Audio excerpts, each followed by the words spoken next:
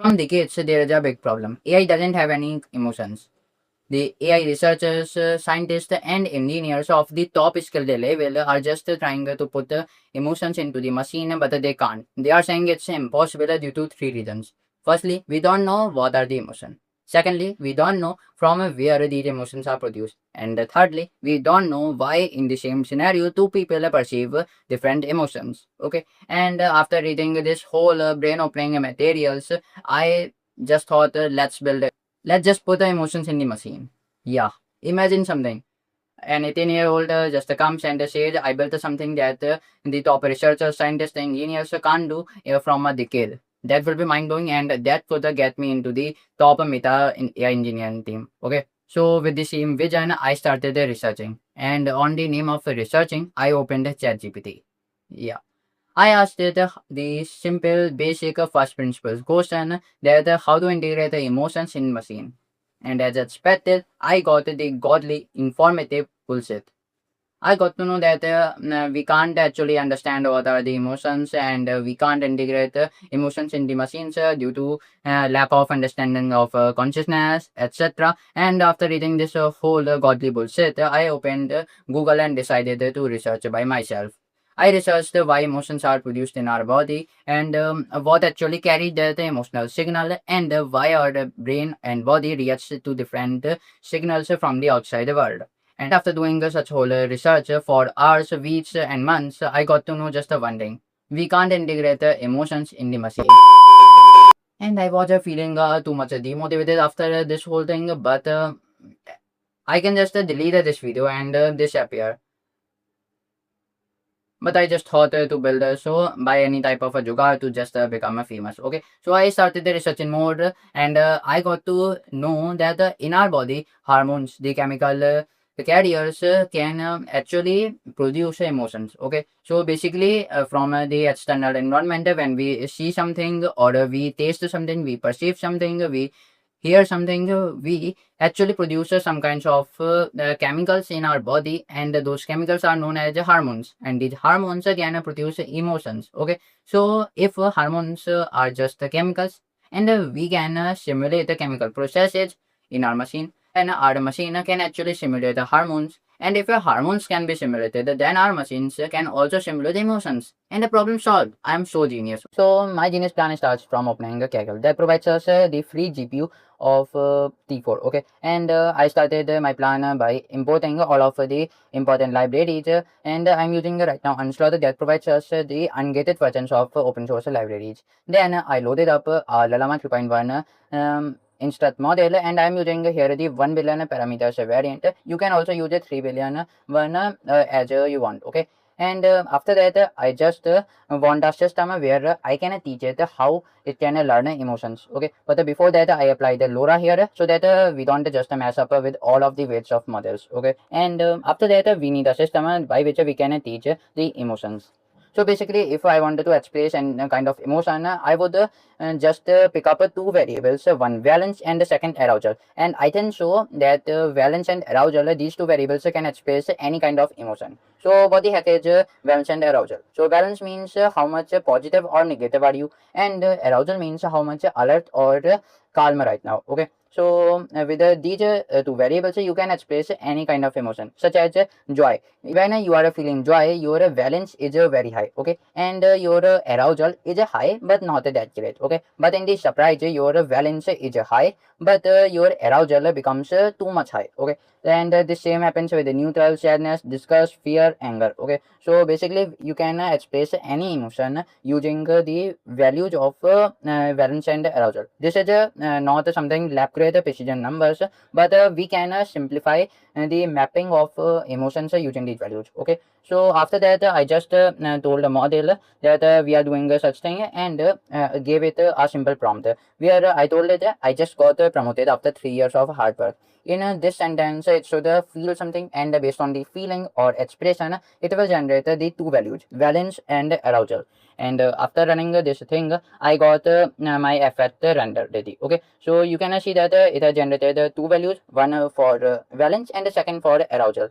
But now I need a data set because a single example can't train a whole model. So I just added a system prompt in the model where I told it that you have to estimate the emotional tone of a user's message using just two numbers. Where in the valence part, 0 is a very negative and 1 is a very positive. And for the arousal, 0 is a very calm and 1 is very intense. So you have to explain how the valence and arousal can be expressed for the current user message and tone. Okay, and then write that valence and arousal values in the state parts. Okay, and then write your reply and being consistent with the tone with that appraisal. Okay, so I explained this in the system prompt, and then I gave it some raw prompts.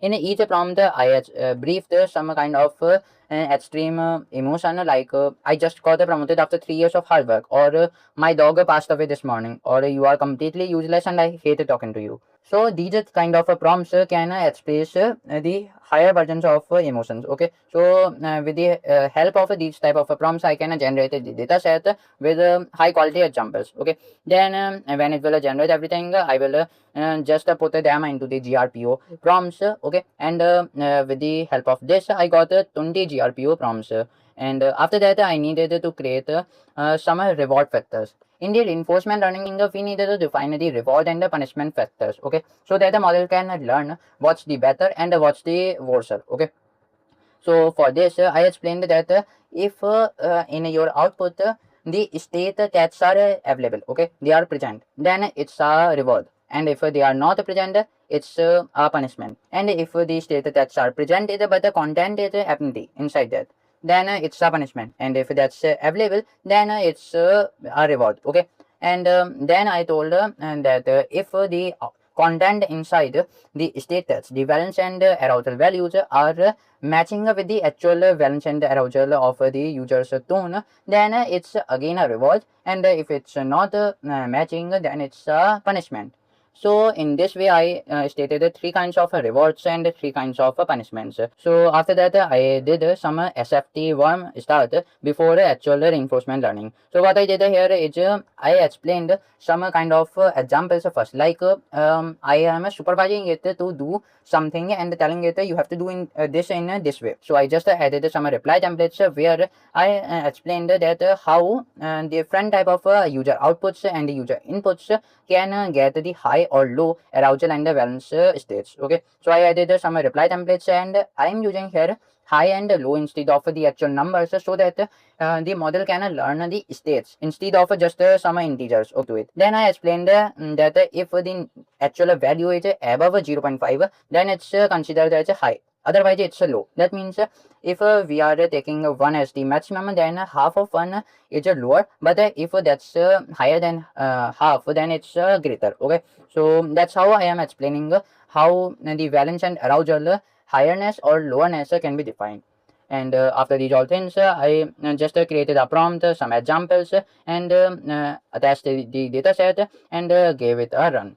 So unsloth helped me to fine tune this 2h faster, and I got the SFT warm up complete. Okay, then we have to do the grpo training. So for the saving, we are running these lines of code where it will just save the LoRa adapters, then we'll merge the model weights into 16-bit format, and then we will get the gguf files also that you can run in your LM Studio or Olama.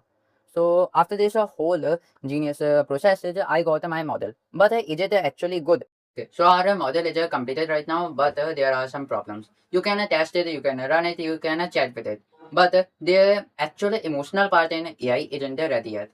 Disclaimer: this AI is just mimicking the emotional context in it. Okay, so basically it's reflecting how emotions can be produced and how valency and arousal can be increased or decreased based on the emotional context and the conversations. But the actual emotional understanding, reflection, and the emotional generation isn't done yet. Okay, so I have some plans that in the further videos of this playlist I will create some more versions of this same AI where I will try to actually implement the emotional parts in it. Okay, So we will do many kinds of architectural things. Okay, we will try to implement the different kinds of technologies in a same type of models, and the plans are so much wider. So if you want some further parts of this series on your feed, then subscribe my channel and also like this video so that this video can be saved here and YouTube can know that you are interested in such a content.